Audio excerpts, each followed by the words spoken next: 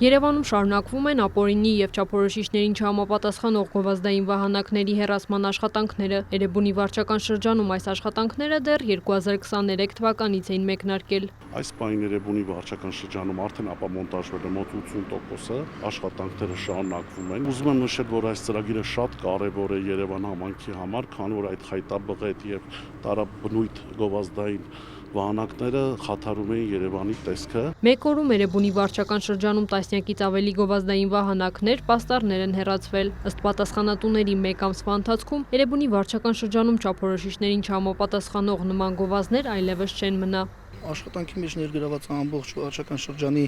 առևտրի ծառայության բաժնի աշխատակիցները պլյուս քաղաքապետարանի աշխատակիցները աշխատանքները սկսում են ժամը 10-ից 11-ից մինչև օրվա վերջ։ Տնտեսվարողները վարչական շրջանի ղեկավարի խոսքով աշխատանքներին տարբեր կերպ են արձագանքում, թեև եղել են որոշ դժգոհություններ, սակայն կատարված աշխատանքների ընթացքում խնդիրների չեն բախվել։ Ուզում եմ արդյունքները մեր տնտեսվարողներին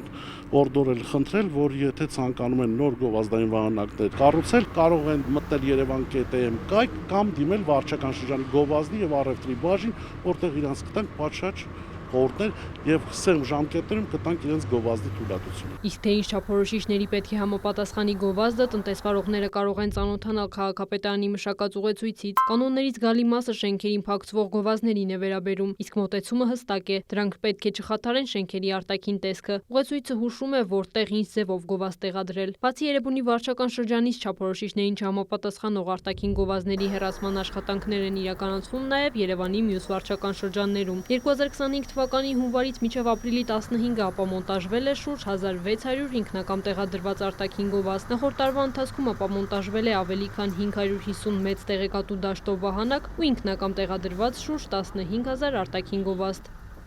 Քրիստինե Թորոսյան, Ժիրայր Հաբետյան, լուրեր